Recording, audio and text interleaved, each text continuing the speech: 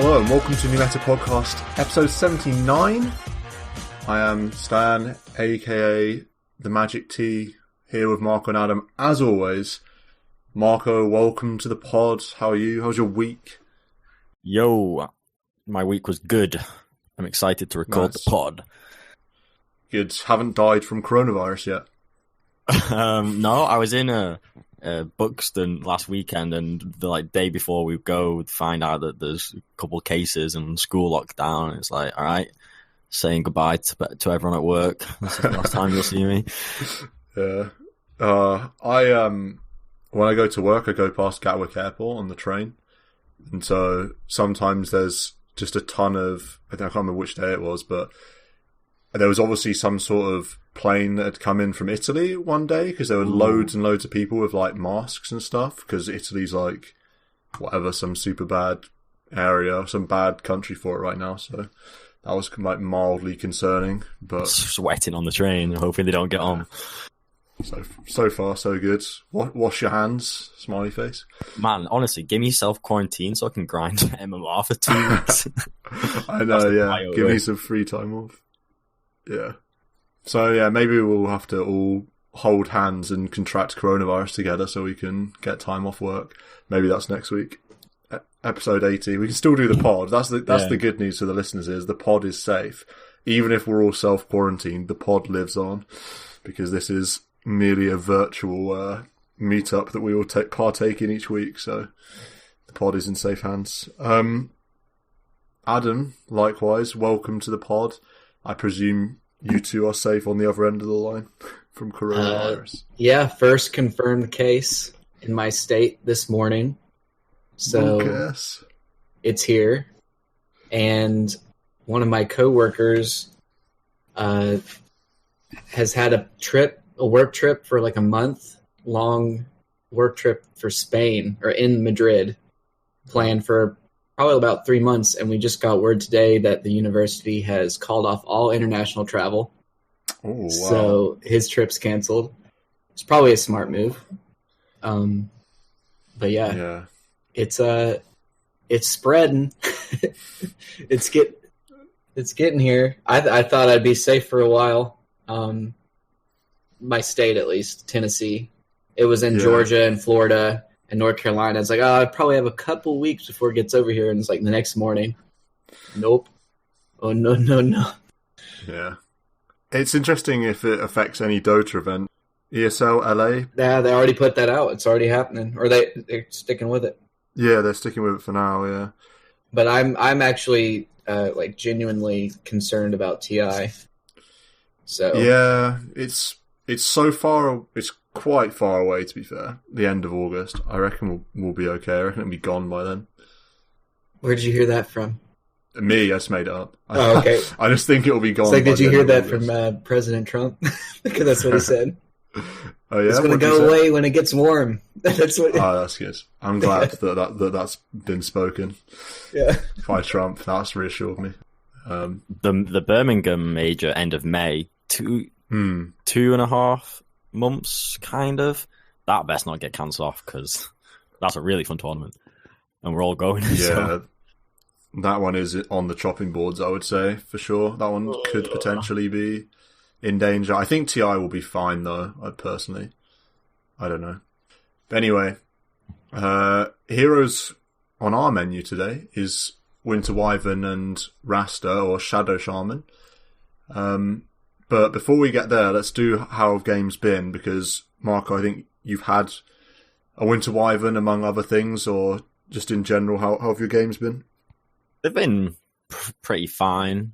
To be honest, I've played 2 Furions, so my Admiral Bulldog content is seriously helping. I'm 9-1 on Fury, just from kind of soaking up how he plays the hero. And I mean, unranked as well, so it's not super high pressure. But that's been fun. A couple Storm Spirits, was dusting off that.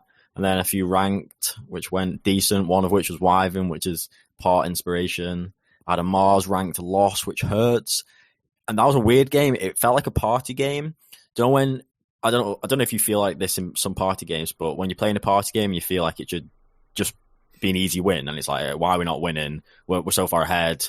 Just just go win the game, lol. Like, come on, it's easy, boring. But then your team doesn't really do that, or maybe isn't on the same page. We have this griefy PL, and then you start playing bad, or I start playing bad because I'm like, this should just be an easy win, go end, like, come on. But then you start throwing, and the PL's not cooperating, and you start playing badly because you stop giving a shit, and then the enemy team start playing really well and start pulling back, and that's basically what happened. And then PL builds Rapier rather than Abyssal. BKB doesn't help, and then it's like this really sour loss, which stung on my Mars. But interesting games all around. Fair enough. Adam, is there any updates to your plight to Immortal, or have you not played much ranked?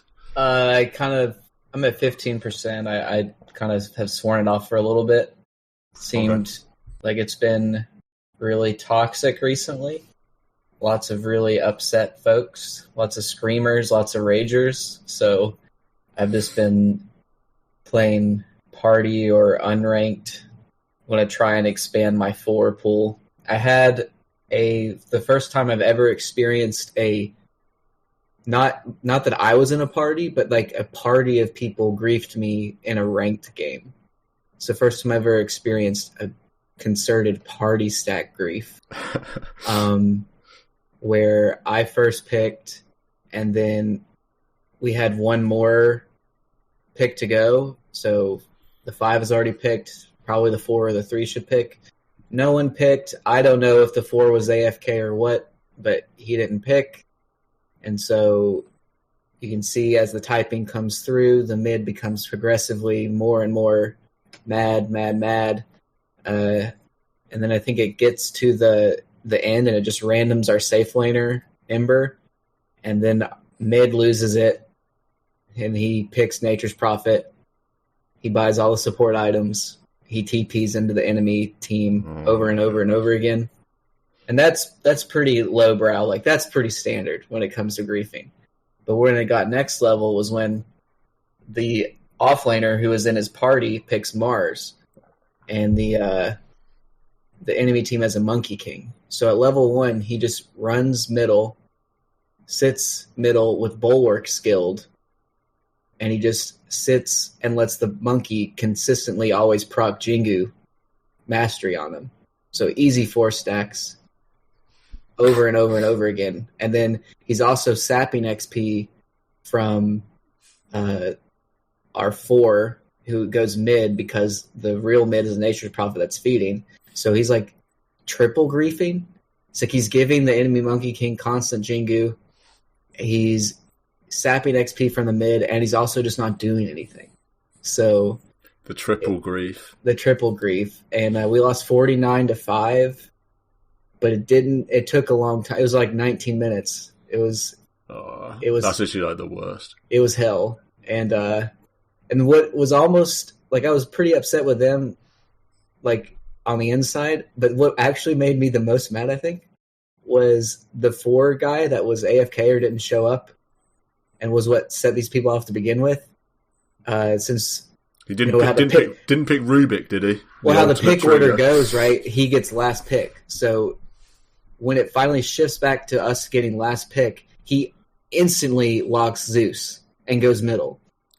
So I don't know what the deal was. Like I thought he would AFK. I had hope that he would like abandon because he hadn't been around, and all of a sudden he just like locks it in immediately and goes middle of Zeus. And I don't know, maybe he was trying to make the best of a bad game or what, but it was terrible. Damn, that's pretty funny. And that was in ranked during the calibration. Like, that was my second calibration game after this new ranked thing. I was like, oh, let's try it out. And then it's just like, damn. Question about... do you play ranked roles, Adam? No.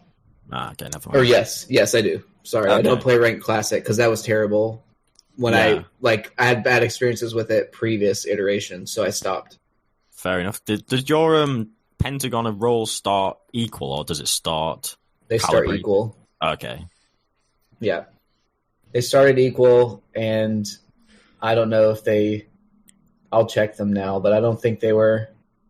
Do we have opinions maxed on out. this? Do we have opinions on this new system? I actually haven't seen it. I haven't tried to. Basically, this whole week, I haven't played ranked because like my internet's been dodgy. I have played a bunch of unranked, but I'll mention my games super briefly. But before I do, is the new ranked system interesting? I read the update and my initial reaction was it sounds really bad, but then having understood it a bit better, it seems like it's just a different way of presenting the old system anyway. Like, what's your thoughts on this? I think it's really good. I think they are slowly getting to a good place. Everyone, I mean, people didn't like the fact they had two MMRs, support and core, really. But the reason they had this was because Valve are trying to make the balancing a bit better. So now they've gone back to one MMR, which I think everyone does prefer. And instead, they're just now touching up ranked roles by saying if you queue ranked roles, you are effectively searching with different MMRs, and you see this little pentagon which shows you which role you are better at or which role will take this handicap hit to your MMR. But at the end of the day, you'll still just have one figure. So I think it's really good. I like that. If your best lane is, say, I don't know, mid lane, your MMR that's displayed is, say, your best MMR, which would be, say, mid lane. If I queue for POS 5 or I queue for POS 4, play a game and lose, how much of my MMR is going down? Is it only going to go down like 5 or something, or is it going to still go down the full amount? I think it's still the full amount. I don't remember reading anything to say otherwise. It must be a hidden matchmaking handicap. It's a hidden handicap, yeah. Yeah, it's just flat 30, I think, for all games. So I could, just thinking about my situation, I could play POS 4 or POS 5 games at a considerably lower average MMR, and I'd still climb my normal MMR. That's kind of interesting. But what you start off, your POS 4 and 5 is going to be equal to your mid MMR because your pentagon starts off equal. So say you're 4K, you're going to queue as a 4K POS 4. Like you say your POS 4 and 5 is actually 3K. You're now expected to lose MMR. And so, yeah. It's kind of I know what you mean. Isn't this kind of like really abusable? Like, say say I'm like make a new account or something, or your real MMR is higher than when you calibrate. Say you calibrate 3K, but your true MMR is like 4K just because maybe it's a new account or for whatever reason. Can't you just go play mid from 4K to 5K? Or so whatever, 3K to 4K. Then when you get to 4K mid, you just start playing safe lane from 3K to 4K again, but your actual MMR goes from 4K to 5K. Well, yeah, that's all based on you calibrating 1,000 lower than you should have, which is unlikely after you've played 100 hours. Yeah, I don't know. I did not have a good experience with my calibration games. I will say that. When everybody was still uncalibrated and I loaded in, and then it was like a roll call, people were saying like, what were you before this? Like, I'm Divine 5, and then everyone else was like, I'm rank 300. I'm like, am I just in this game again because I'm the 5 position, and now everyone else is all these high-ranked immortals? And that was the case. I was the only Divine in the game. It's like, is this classic? No, this was rolls. It's like, I don't want to be, since I play, that's my highest thing. I don't want to be a support that plays in, like, get a bonus, I guess. Playing even higher ranked games than what I am. You know, I hope it isn't like that. I haven't actually tried to play off support yet. I was just going to go on, Marco, actually answer this one because I have another concern. I was just going to say I'm confused by the calibration point. Just like that I played with very high ranked people because no one had like done the 5 games yet, so it said uncalibrated for everything. Is that just ranked roles? So I guess it's just ranked roles. Yeah, because I've not recalibrated anything, but I've only been playing classic ranked. But then I saw at one point loads of pros didn't have ranks on their immortal badges, but then it did update. So what you're referring to is calibrating your tiers of the pentagon of ranked roles. Is that kind of it? Yeah, I guess I just don't want to actually play even higher rated games than what I should be. You know what I mean? Because I'm a support. and the ranked roles queue is still figuring everyone out, still kind of sorting out where everyone's rank role should be, is kind of what you're saying. Yeah. Like, everyone in this game is rank 1500 and above, and then there's me. Like, I don't think that's fair. Like, it's not very balanced. I'm out of my element. I don't want it to be like you get to play even higher up because of support. And then what happens when I play mid? I should try that. Try to play mid. Am I playing with like ancients? I don't know. Also, just my final concern on this point, because I'm sure the listeners are probably bored of talking about pentagons, or us talking about pentagons. But say I just calibrate it, I don't know, like 4.5 or something, which is like pretty reasonable. Say I just get a bit better at the game and gain 250 MMR. It's likely I'm going to gain that MMR, say, mid. So I gain 250 MMR mid, and now I'm 250 MMR higher. It's pretty safe to say that I'm going to have gained some skill at all the positions just because I've got better at Dota. But I can just go and play safe lane now because my MMR's 250. It's still 4.5. So I can just play 4.5k average games as a safe laner, even though I'm now better at the game, and I'm going to climb another 200 MMR. Then I could do it again for offlane, climb another 200 MMR, and suddenly I've gained 650 MMR when I'm actually only 200 MMR higher than I was before in terms of skill. I see what you're saying. So the mid then carry points are quite an interesting one. So unless they all the pentagon goes up a bit, it's not like you gain 0 MMR for safe lane when you play mid or something. Maybe it's all been.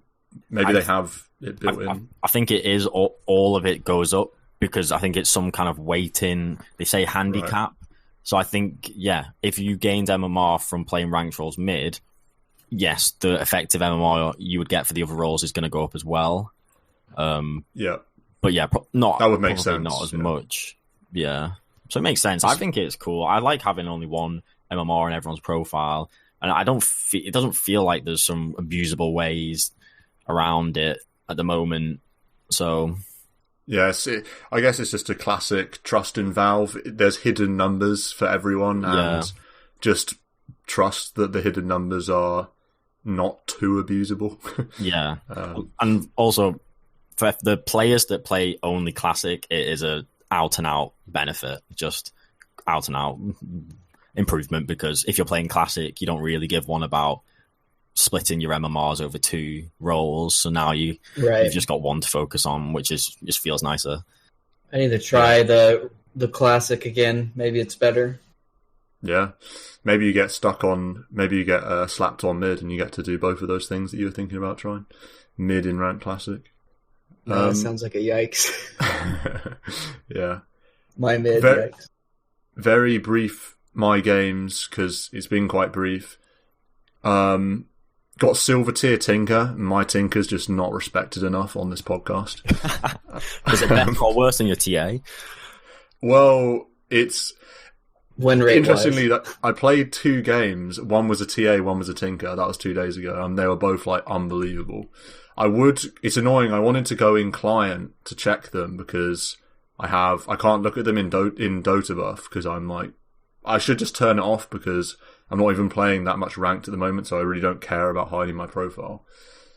But if my internet's ridiculously slow, as I mentioned earlier, so now I don't want to download this update that I need to launch Dota while I'm in the podcast, because then my voice will go all roboty and the connection will struggle. But the TA game was just the dream TA game, really, really fun. I think I was something like 19-1, and you just, when you go, I think I went Bloodthorn Nullifier. I didn't even go BKB, and because Roche was always on the cards, and I was just, when you're snowballing so hard, sometimes you can get away with not going BKB. I mean, let's be real, the real reason is because it's unranked Dota 2, so what even is BKB? But that was a very fun game, and then played Tinker afterwards, which was good. It's kind of, I've mentioned it so many times before, but unranked is just not, I don't know what it is about unranked in my bracket, but it feels like you're suddenly playing 1,000 MMR lower. So I can actually play a game of Tinker and actually run the game, even though my Tinker's not good. And I'm sure if I tried to play it in ranked, I'd just get destroyed. But anyway, had those 2 games, and that was pretty fun. Then just the rest of the week, a few other fun heroes. My favourites, Lena and Meepo and Pugna, getting some unranked games in then. I don't know when I'll play ranked again, because occasionally I get internet issues, but occasionally I don't. So I might just bite the bullet over the weekend, get some ranked games in finally, because I would definitely like to do that. So yeah, that's basically been my games, I suppose.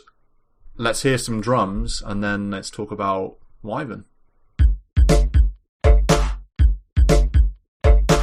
Winter Wyvern, this hero is, you guys would say this is a strong hero in the metagame, in your opinions? I don't think it's this metagame it's a strong hero. I think it's, well, particularly with this recent change where her ult, she can now still do damage through. That's a massive recent buff. Yeah. Irrespective of the meta, I think she's always situationally very good, just by virtue of her anti-push power and her ultimate capability. So I don't think this meta really necessarily suits her. It's just that she can always find a place in the right game.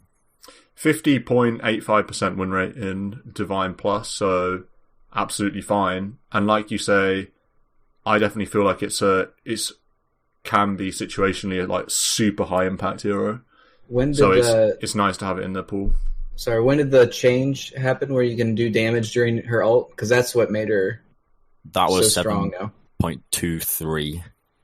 Yeah, Yes. I think that's the big change. That, and then I guess killing the GPM talent almost forces people to go the damage talent, and then they realize, whoa, with 60 damage at level 10, plus I can deal damage during the ult now, I'm actually insane as a hero. I think that's the big thing. Yeah, and when we say, just to be super clear, when we say deal damage in the ult, we don't just mean right clicks like a Bane in Nightmare, we mean like Splinter Blast as well, which obviously is the spell that you're and the Q maxing. So yeah, and the Q. So you can do a ton of damage, especially like level 6, level 7. You can do a ton of damage with Winter's Curse, and it's just that much easier to immediately get a kill when you get level 6. Just solo kill carries. Honestly. Yeah, you can do for sure, because usually in the past, before this change, sometimes it's like, oh, I'm 6, let's rotate and get a kill, and it's like sometimes a little bit difficult, especially in lower MMRs where you just like ult someone near their own tower and then like 2 heroes TP, and then it's like, but now it's just like, okay, you curse, hit them with a level 3 or level 4 Winter Blast, spam them with your Arctic Burn, and it's like you may as well be Lion. It's almost like having Finger of Death. It's almost like that easy to just rotate in and get a kill, which I think is like another nice aspect of the change, just ease of execution when you get level 6. I've not played this position for Wyvern, which rushes Orchid, and I remember seeing it. It's a good few weeks ago. I mean, back when the change first happened, I did see pros do it in pro matches. I feel like maybe Yapsaw or something, and serious damage output if you use Orchid ult, pep, because you get attack speed, you got the damage talent. Splinter Blast is one of the biggest nukes out there. So I really should try that. It's only ever been 5 that have been playing the Wyvo. Well, I've seen 5s even go Orchid. Oh, some greed central. Yeah, I mean, if you can do it. But it's not necessarily the utility, but the just the damage. The damage is huge. And then I guess the mana regen lets you spam out, the W's and stuff. It's not like what's the component that builds into an Orchid? What's it called? Oblivion stuff. Oh, Oblivion stuff. Yeah, it's a solid item. I don't think we should be advocating position 5 Wyverns to build an Orchid. I'm not saying in ranked for them to. I'm saying it's good on the hero. Yeah, synergizes very well. Yeah, it synergizes. Because you are a bit mana starved, so like it's good from that standpoint. Yeah, I think mana. There was a bit of Wyvern discussion in the Discord, and someone asking about Aether Lens or Mana Boots or Trank Soul Ring, and I thinking about how mana starved this hero is. And when I think about playing Wyvern, my go-to is Arcane, Windlace, and then make an Aether Lens. And if it goes really late, Boots of Travel. I do feel like Mana Boots is absolutely sufficient, but then when it gets to the mid-game point when I make an Aether Lens, I've never felt mana starved. Is my view on Wyvern's mana issues. I feel like an Aether Lens, you're totally fine. Maybe you need to ship out a couple mangoes, but honestly, from recollection, I never had to do that. Yeah, I think you probably had a Crystal Maiden on your team. Yeah, I think in terms of mana, it's like if you're going Arcane into Aether Lens, that's basically the most mana. That's the direction that's the that gives mana you the most east. mana. Yeah, that's like the mana direction anyway. So if you're doing that, that's as much as you can do. There's nothing more that you can do other than just maybe like shipping. Wand. Yeah, wand. I suppose. Yeah, wand. Just like you're always going to get wand, surely. And then you're just going to just ship maybe Clarity or like Yeah, I think there's maybe nothing more did you can ship do. Clarities. It's just the conversation being, do you do that or do you do a Trank Soul Ring kind of build? But then I feel like that feels bad to me. Yeah, I feel like you're wasting too much gold into those two items to not even get much more mana. I think Tranquils after Aether Lens is fine. Yeah, that's fine. That's fine. Even maybe three. I mean, if you're going Arcane Windlace, I think it's only it's an extra 250. Yeah. But I really like Windlace. I really like Tranquils plus another Windlace on a lot of heroes. Or like, I think I had a build yesterday with somebody had 4 Windlaces in my build. Like Yules, Drums, Tranquils, and another Windlace. Speed. The casual... This is sort of like such a minor point, it's not even worth making, but I think I really like getting Tranks, but on like Wyvern, because of like Arctic Burn movement, you're probably not as needed to get another Windlace. I don't feel like this is a hero that absolutely has to have crazy, insane move speed like some other supporters love it. Obviously, it's not. It's obviously still good. See, I think she's the queen of positioning, though, and I think move speed suits her so well. If you don't have Blink, then you have to focus on positioning and move speed, and she's so slow, so painfully slow. Yeah, I was going to say that Windlace, I think, should be built 100% of the time for Wyvern, and I think a general tip for support players is start just having a Windlace in your inventory every game, and you'll probably feel like you get a bit more done, or you get a bit more movement done in fights because you're a bit quicker. I do think for Wyvern it's absolutely necessity. Yeah, for sure. I mean, like post Tranks, like obviously you want. I just think you should build a Windlace. I agree on like every support hero, pretty much. There's no reason not to. It's in the early game, like pre 20 minutes. It's the most important thing. 20 for 250. 20 move speed for 250 is so good. Yeah. Beyond, I guess let's do skill build before. This is max W always. Is there ever a world where you're not maxing W? I see it in some of these guides. They're not. Opinions on that? I would always just max W. That being Splinter Blast. Yeah. Well, it's only scales damage. And mana cost. It's always 30% slow for 4 seconds. So from that standpoint, and it's always 7-second cooldown. So I could see you maybe leaving it at 3 or something if you wanted the extra Arctic Burn points, because it does go down 10-second cooldown per level. That's what is the big limiting factor with the Q, is like you pop it and then 50 seconds you have to wait until like you're level 8. I've seen people not really get the heal at all. I could see that be more of a thing if you're the 4. I think as a 5, it's kind of a good pseudo disruption spell though to have. I've only ever maxed W, and Wyvern's my like top 2 support hero, and I've always felt very happy having level 4, level 7. It means you can. I think that's the standard. Very standard. You can 1-hit range creep when you're level 4. The damage output is just bonks. If you hit 2 heroes with your Splinter Blast at level 7, 340 damage to both of them, and then they're getting slowed, etc. Oh, that's tasty. I think the Q, the cooldown 50 seconds at level 1 is crazy high, but realistically, you don't need to use it more than once a minute. So yeah, I just see that as like maybe the argument someone would have as to skilling it, but I do think the W is your best spell, especially now that you can use it in Curse. Yeah. That gives you even more reason to have it at level 4, at level 7. I mean, with damage spells, I feel like you want to max them early anyways, because that's when they're their strongest, right? Yeah. Earlier in the game, Yeah, the earlier you get to level 7, 340 damage is like absurd on a 7-second cooldown in an AoE like that. So with a slow, and it does so much, so you definitely want to like maximize your damage output. And the way she is now is kind of a pseudo ganker at the early stages. You want to maximize that damage during the curse. And also, pre-6, I most often would have 2-2-0. No need for the Cold Embrace that early in the game.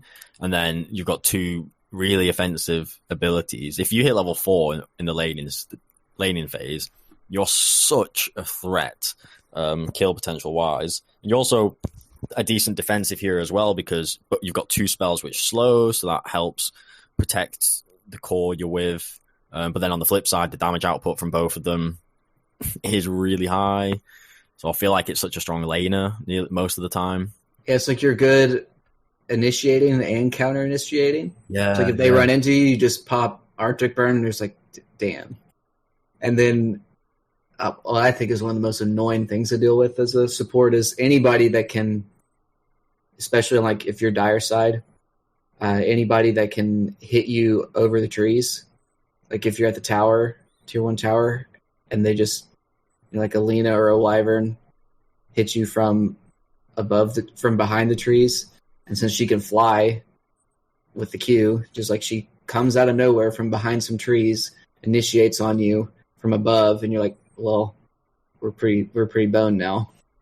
I also think it's hard for the enemy team to capitalize on creep equilibrium. So say the enemy creep nuke all your creep and start running at you aggressively. Well, you've got a guaranteed Splinter Blast hit.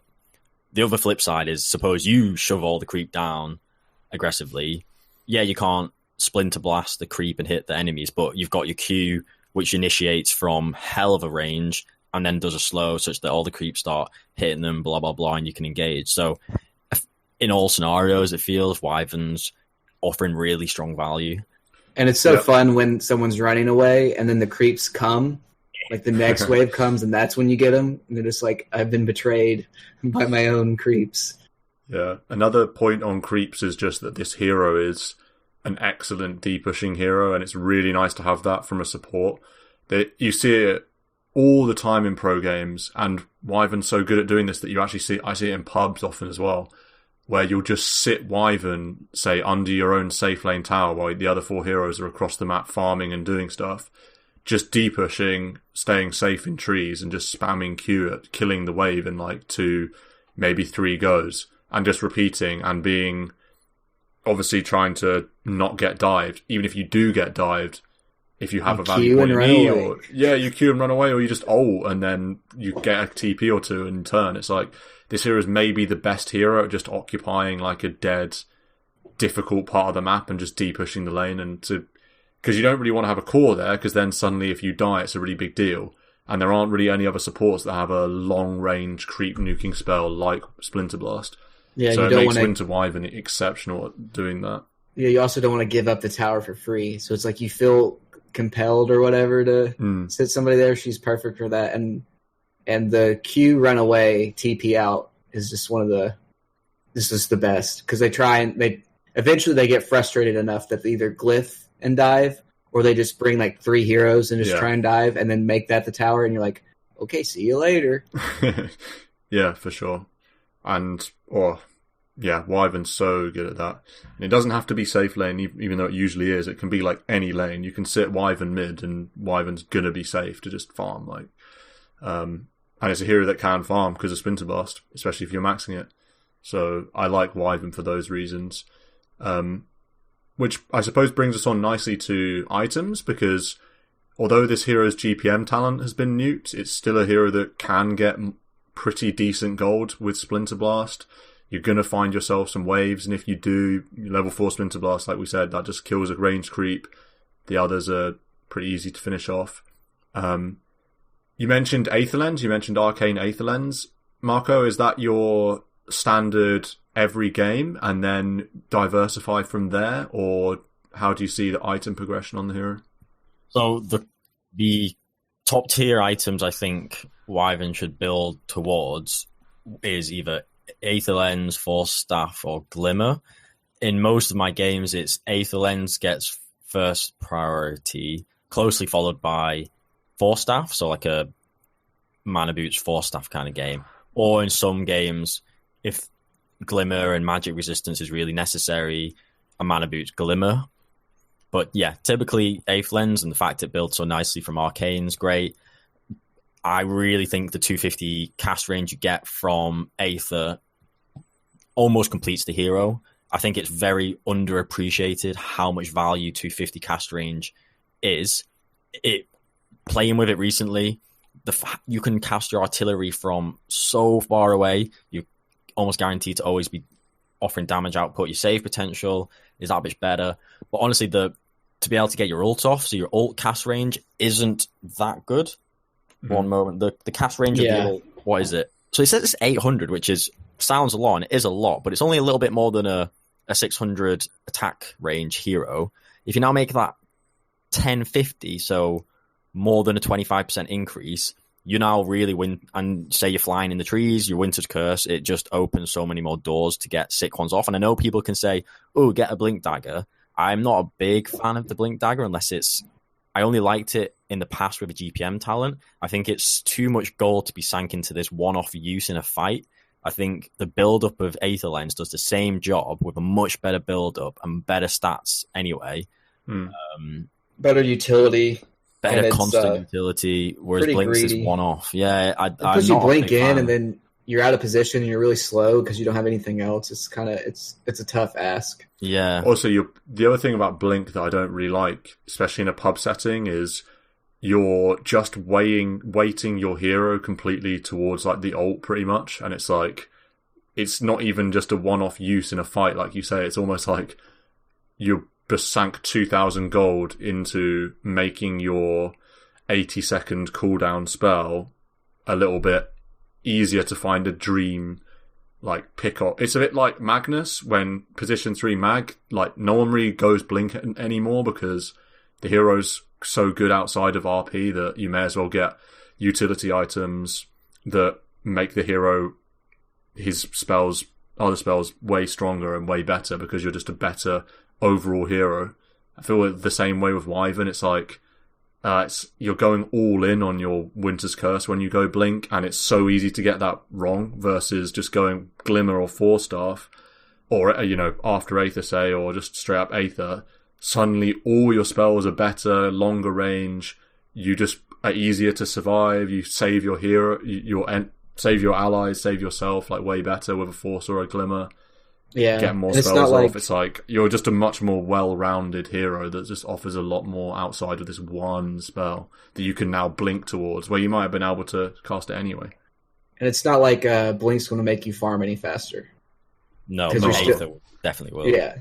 It's not like Wyvern's the type of hero that's blinking camp to camp and killing things. It's like, no, it's more of a plotting type of I get the creeps down. I do the Splinter Blast, okay, because she doesn't jungle very well. It's very mana inefficient to hit jungle camps that are not stacked with Splinter Blast. We mentioned, just to briefly go there, we mentioned mana regen. Ever consider a casual Bassi on this hero, or is that just not just too much of a meh for 450 gold? Interesting at shout. Level 1?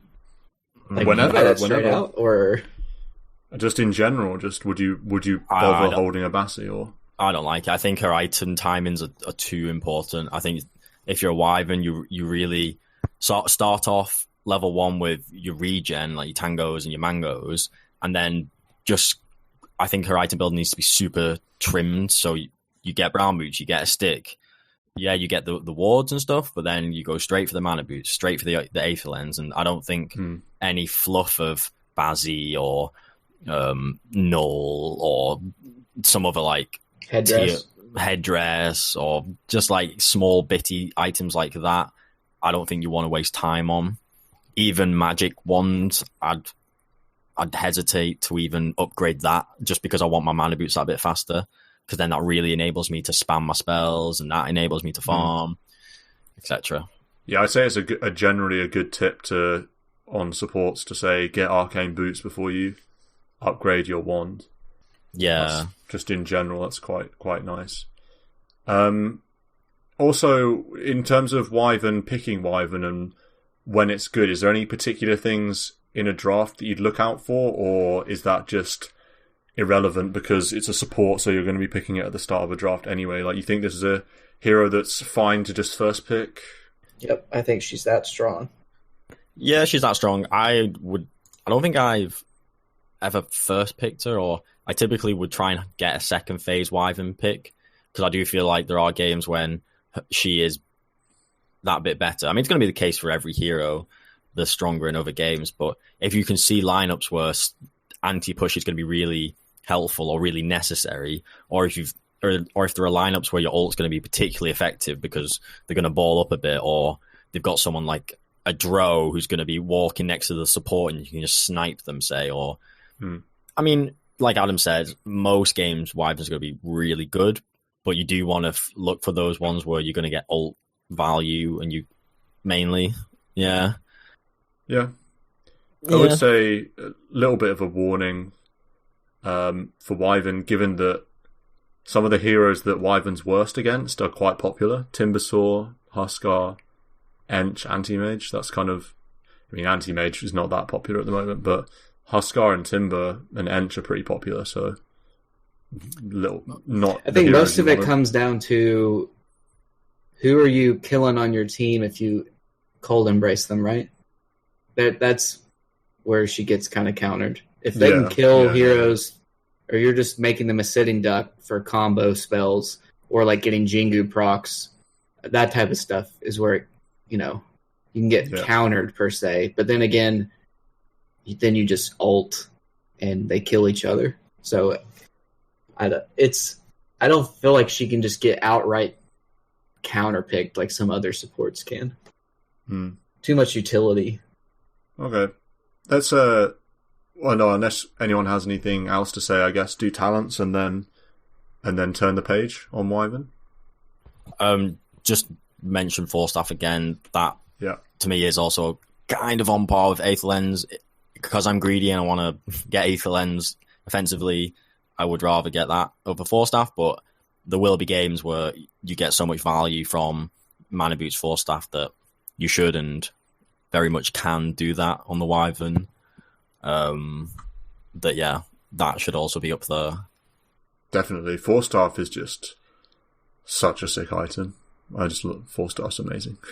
You talk about the offensive, getting Aether Lens for the offensive capability. 4-star has offensive capability as well, and defensive capability. It's just such a sick item. So the one question I have is, Aether Lens is technically a greedy item, right? When you compare it to Force and Glimmer, typically from a 5. But do you think that it is so good of an item on Wyvern that you get it regardless? Aether Lens? I mean, there's yes. There's always corner cases, right, where you have to get Glimmer first, but like in the 95% of the games, you think it's so good on Wyvern. It enables her so much, makes you so much better that you go that instead of Force or Glimmer. I say yes to that. Because of the Dissemble, right? The Arcane Dissemble makes it only cost like 1,500 gold, effectively. Yeah, the fact it's build up is a big positive factor. I do agree that, because it's so good, in the majority of cases, you would just want to get it first. I think it's just in those certain games where the value of a 4-staff save is so strong, like a Ricky or a Clock, or you've got a right, of course, dump on you, then there are some games where the value of 4-staff is just game-winningly good that you have to get it. But on the whole, I would agree with you that Aether Lens enables this hero farm, fight, defensive so much that it is the best one you could get. Yeah, I will also say a Winter Wyvern Aether Lens is much more effective and useful to the team than maybe a Rubik Aether Lens. Yeah. Just got to throw my Rubik Flame there. Yeah, we're going to come on to a hero that's another tasty Aether Lens hero in a minute. That's but true. Before we do, talents quickly, just to wrap it up. At level 10, we've got 60 damage plus versus plus 1% Cold Embrace heal. Is that That's even damage. Yeah, that's damage. Certainly the stats back that one up. 70% pick rate for the damage and a higher win rate. So yeah. On the whole, it's going to be damage. The very last Wyvern game I played, I in fact skipped the damage talent and also had a Philosopher's Stone, so I had about 30 base damage. But that was very game specific in that we were penned in. I was quite XP starved because we're against this Huskar lineup that was in our face, and I actually just skipped the level 10 talent for more Q and E points because of the way the game was played, and we were fighting loads, and you want that damage talent. Really, if you're a 5, it's going to help you push creeps that little bit better. Maybe a bit more output damage in fights, but literally like a 3 right clicks maybe. So yeah, 8, most of the time you want the damage because you just get more value. But plus 500 night vision plus 500 night vision versus 350 health at level 15. Night vision's an interesting talent because obviously it's quite a unique thing. It's hard to quantify. How do you see this one? I want to get night vision. I want to not need the health. I think if they've got spellcasters on the enemy team, then I'll be more inclined for the health because it'll be easier for them to damage me with longer range spells. Whereas right clicker teams, the Wyvern really shouldn't be a threat. You'd have to be really out of position to get caught out by a melee damage dealer. And then, so yeah, you want night vision really, because if you can queue and you're flying in at night and you have that extra vision for that extra initiation or that ult setup, or you're scouting, way more value. So that would give you plus 900 night vision if you're using Arctic Burn, because you already get 400 from the queue, just bonus vision at night. So you get another 500 here. That's pretty crazy. Yeah, that's mad. That's going to be double the night vision of most heroes then, when you're flying talent. That's like some Slark night vision right there. Yeah. Underrated. I mean, it's good, and it goes really well with Aether Lens. I think they synergize together really nicely. Yeah. Yeah, so is this health more just, am I struggling to survive, basically, in fights? Then okay. I mean, that's quite straightforward. That's a lot of health talents right there, so... level 20 is minus 5 second Cold Embrace cooldown versus 15% Arctic Burn slow. A decently sized, well, I say decently sized, 2% win percent advantage to minus 5 seconds Cold Embrace, and they've got identical pick rates. Thoughts on this one? Is it close, like the stats suggest, or in your opinions, is it more? Makes it a 55% slow on Arctic Burn versus 10-second cooldown on Cold Embrace. And I think that just depends on the game. Yeah. I think if they're super heavy physical damage lineup, you just Cold Embrace whoever they're going on, and they have to switch targets, and you kite. But that also goes without... I mean, you can also slow them and kite them with Arctic Burn slow. So I don't know. Kind of game dependent.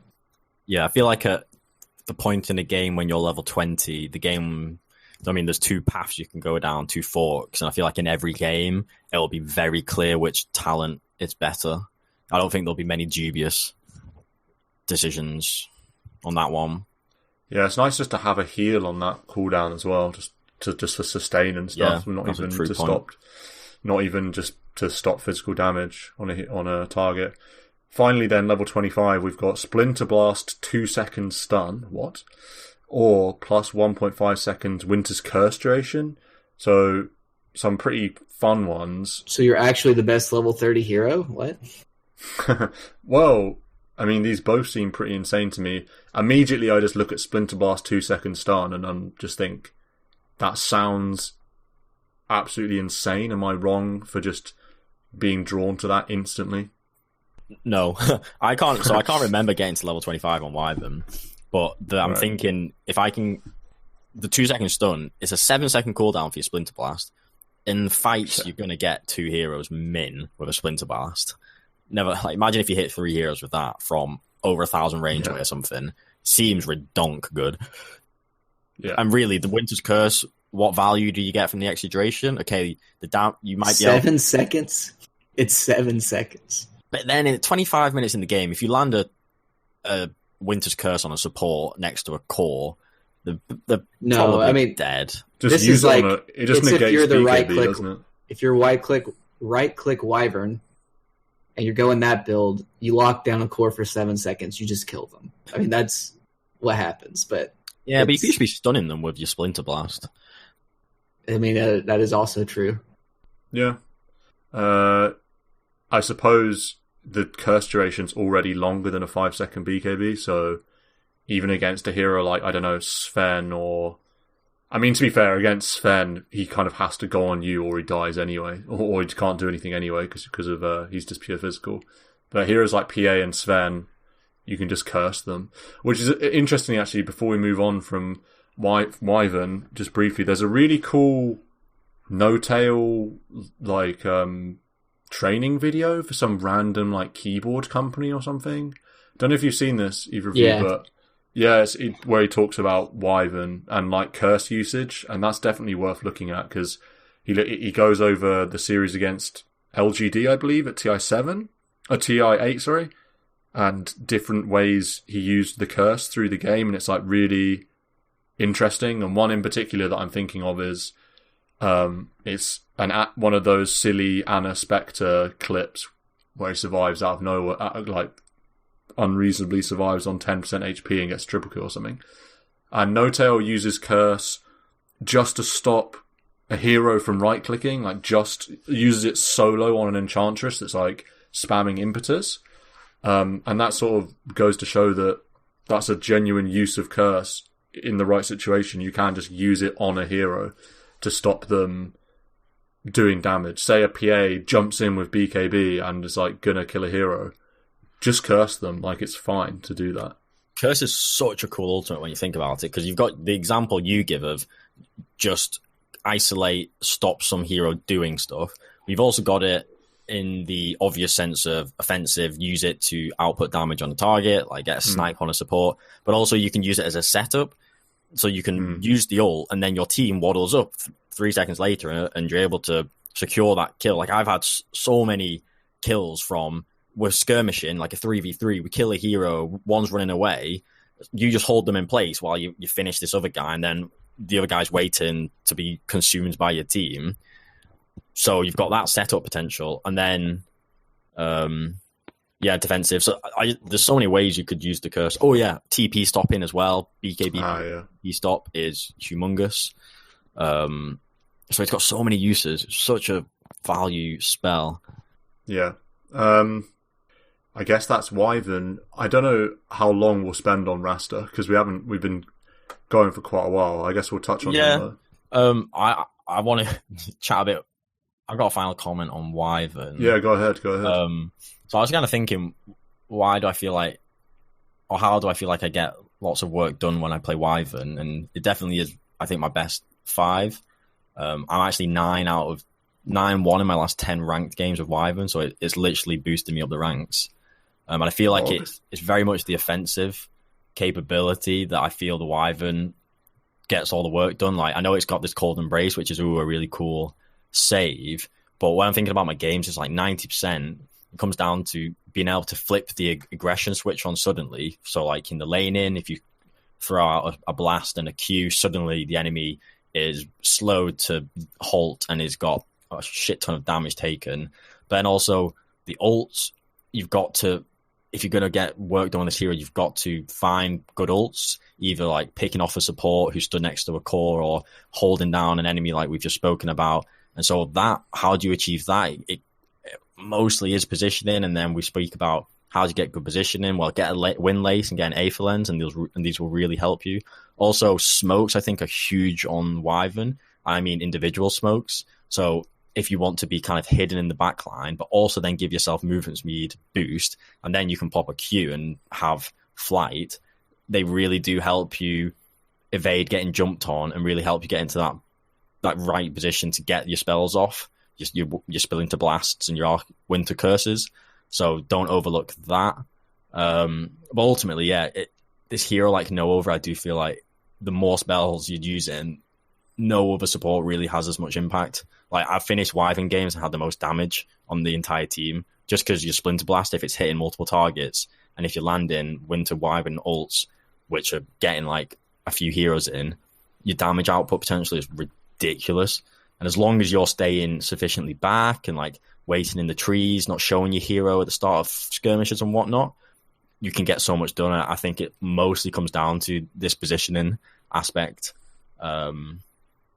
which is something you can always work on. But for a Wyvern, like, you get so much reward if you've got better positioning.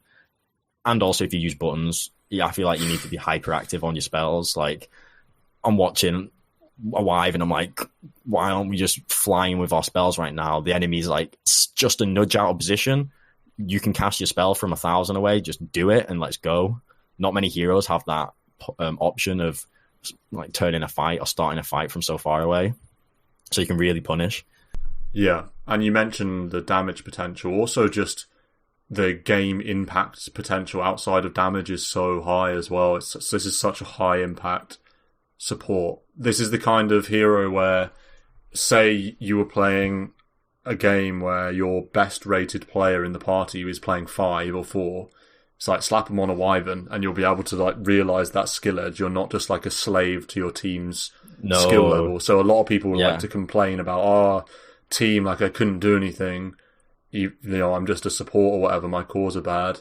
Wyvern's a hero where you can really like take the game into your own hands, it feels like.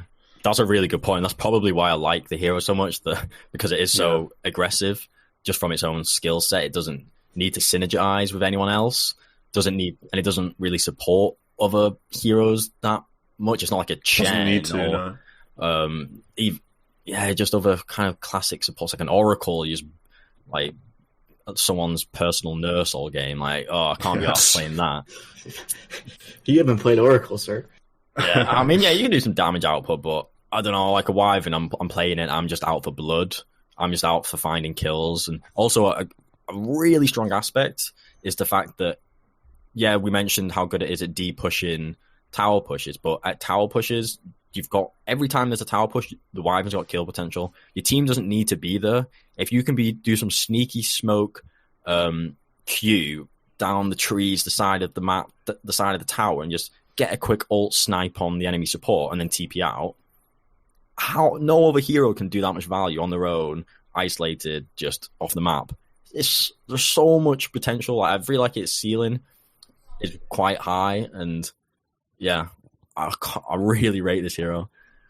Fair enough. I mean, I feel it's pretty clear that we like the hero. In terms of Shadow... Yeah, go on. Yeah, we like it. We like it. We like it, indeed. In terms of Shadow Shaman, we don't have like a ton of time, maybe like 5-10 minutes, I suppose. But what was the Discord discussion on Shaman then? Why am I hearing this hero's name? Or why am I not hearing this hero's name? Do we think? Because it feels like it's hard. I've certainly felt in the past that it's hard to go wrong with a Shaman, and I'm never going to be like annoyed to see a Shaman POS 4 or even POS 5. But the hero feels like it's fallen out of favour at the moment. Is that justified, or do we think it's underrated? So, not as picked as it used to be, that's for sure. Yeah, I'm sure it used to be first phase picked all the time. But so I think it's an interesting one because it used to be really common. Less than 5% pick rate. Wow. Sorry to interrupt you. That's so surprising. 4.5% pick rate in Divine Plus. Crazy, isn't it? And its win rate's weak. It's sub 50 across all 48.3 at Divine. But across all tiers, it's sub 50. So I was kind of thinking, what fours are played at the moment, and it, as we've mentioned, it seems to be this strength core position 4 meta. And what do these typically strength melee position 4s like your Tusk or your Clock or your Nyx or your Earthshaker, what do they offer? And to me, they offer control.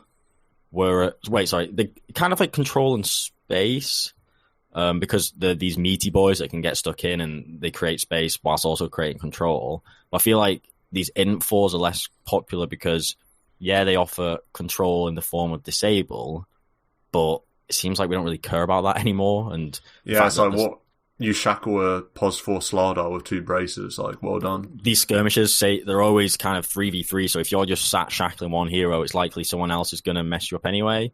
And I don't know, it feels like the squishiness factor of Int Pos 4s is really detrimental these days for some reason. Because, yeah, you own strength. You're slow, and like it seems like 4 is in the thick of it now. You're not the finesse. You're in the middle of all the fights.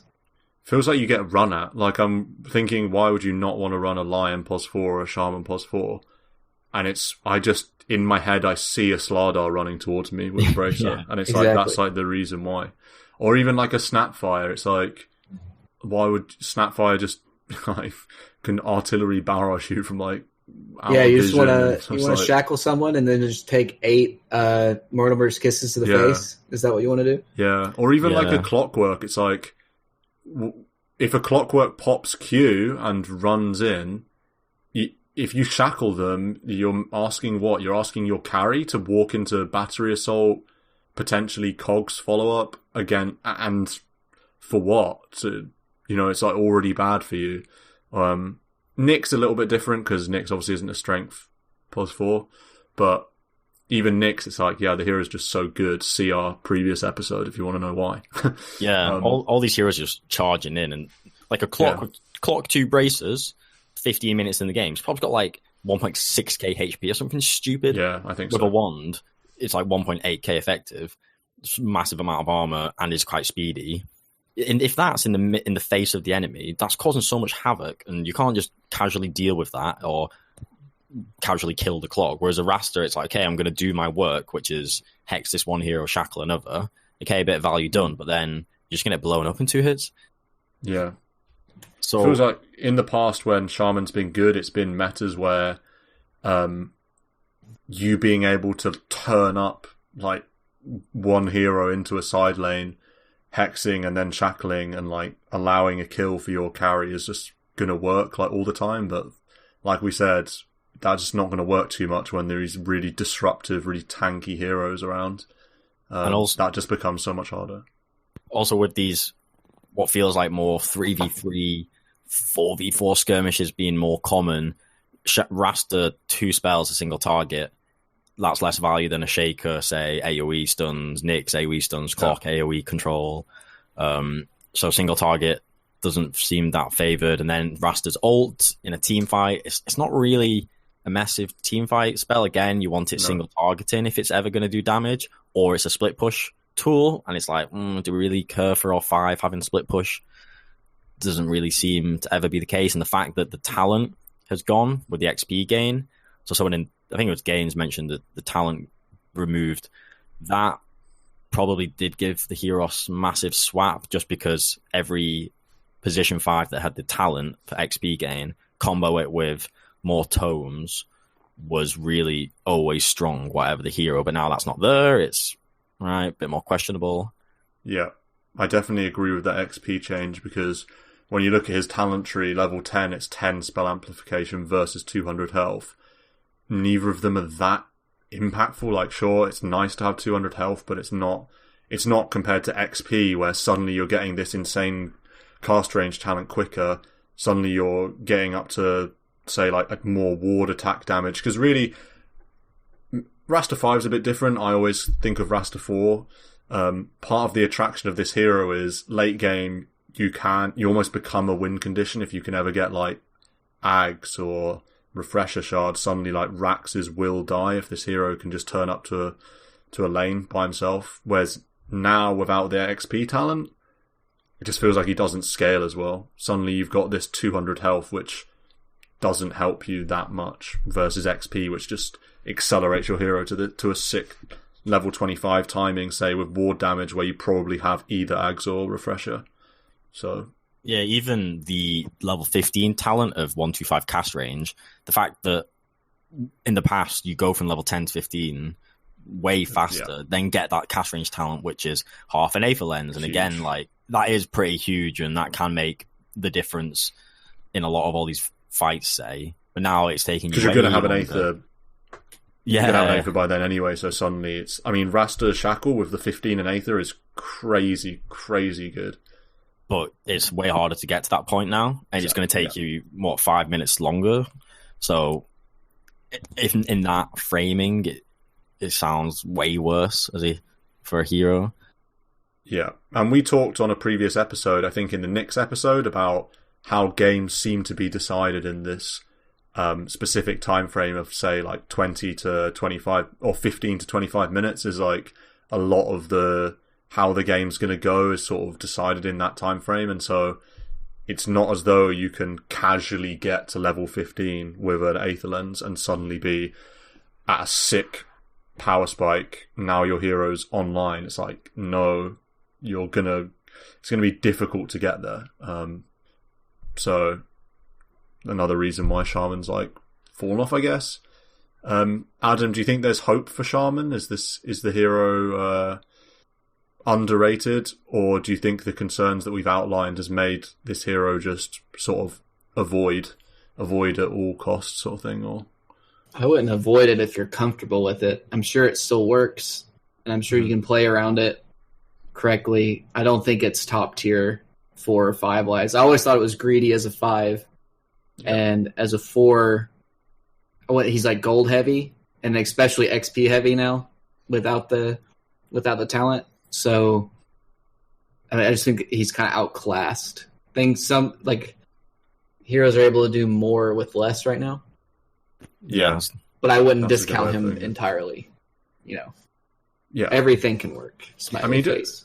When you just consider the hero, this is kind of a point that we've already made, but when you just consider the hero versus other 4s, particularly versus strength 4s, did I say cores or 4s? I meant strength 4s. He's such if you take away the spells, the hero's really, really squishy and really slow.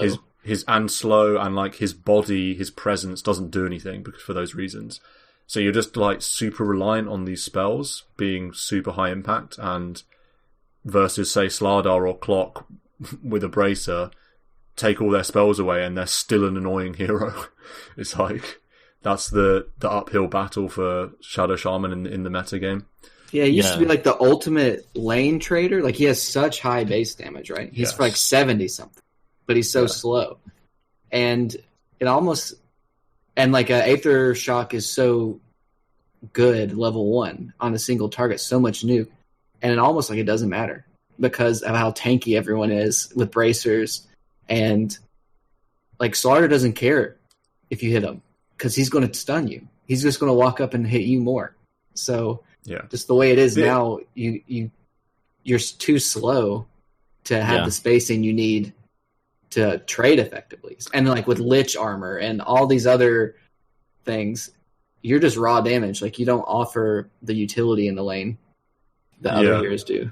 Also, just on the point of metagame as well, just to really put this one to bed, this has always been a hero that struggles against gap close, like always, because Marco mentioned Winter Wyvern being maybe his pick for a hero that getting another round of spells off is the highest impact. Honestly, Shaman, like, if you can get a second Hex or a second Shackle, you're just winning the game, like, in fights. And at the moment, there's so much gap close in the heroes that we see, especially POS 4. Think about a Clockwork with, like, a hook shot.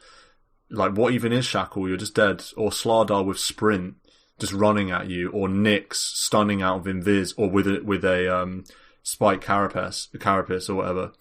It's too dangerous for a Shaman. Yep. You're not seeing these heroes that don't have gap close and don't have crazy mobility. A lot of the heroes that we see are just straight up counters to what Shaman wants to do. He wants to be AFK shackling a hero for 5 seconds. Yeah. And that's not a thing that happens. At the moment, it feels like Shaman will just die. Yeah. You can't die because you need to be getting like full duration on these spells for it to be like high value. The meta of fighting is there's always going to be so many people coming to skirmishes that you'll never ever be safe running in to do a hex or a shackle because the cast range of these spells are so small, and even the you might go, oh, Aether Shock is a really high damage spell, but contrast that to say Wyvern Splinter Blast, which she can cast from twice the range from the trees. Like, just to run up and use a Q, someone's gonna one of the 3 enemy heroes is gonna punish you for getting too close. And then it leads into Adam's good point about he's so dependent on gold to give him that blink or that Aether Lens to make him put himself in a safer position to actually then get stuff done. But then contrast that to other 4s or 5s. You don't want your 4 or 5 being really reliant on gold to be able to get stuff done. You want them to just be able to get stuff done without having to get gold priority. And then I think about, all right, let's imagine there's a blink on my 4 Raster versus a blink on my 4 Earthshaker. Like, Raster's such a heavy single target. Yeah, you could maybe offer like 5 seconds single target lockdown versus Shaker could offer 3 seconds to like an AoE lockdown. Like, who's going to do more work in these 3v3 skirmish metas? Obviously the Shaker. So even then with items, it feels like other heroes are going to get more work done and be more effective. So it feels a bit out of place. Yeah. I agree. Do you think that Shaman needs numbers buffs like to get that back, or is it just a meta issue? Meta shift. Yeah, if you look at the int heroes, I'd be interested to see the stats breakdown of what heroes out of Agi strength and int appear, but I really feel like int heroes are not being seen much. Definitely not in the 4. And then in the 5, I feel like they're going to be concentrated in like a small pool. I don't know. It doesn't feel great for many int heroes. Yeah, I think so. AA Lich. Disruptor. Wyvern. That's about it. Yeah. Enters a 3. Rubik, smiley face. Yeah. Nick Witch Doctor, that's always in there. Guess Nick Witch Doctor. Yeah, I mean, we can't really do the full Shadow Shaman dissection for time, I suppose. Any closing thoughts on Shadow Shaman? I don't know what was discussed on the Discord. Was there a particular question, or have we pretty much covered it? Was it just why is Shaman bad? I don't know. I didn't see the discussion, but yeah, I think we pretty much nailed why he's bad in the meta. Okay, then. That's Shadow Shaman and Winter Wyvern. And join us again next week for episode 80. Wow. Big pop. Not sure what we'll be discussing. Oh, and if any... I actually introed last week's episode as episode 79. Sorry about that. That was fake news. This is the actual episode 79. So yeah, join us next week for Ep 80, and I hope I'm sure we'll have a good one planned for then. But until then, final whistle time.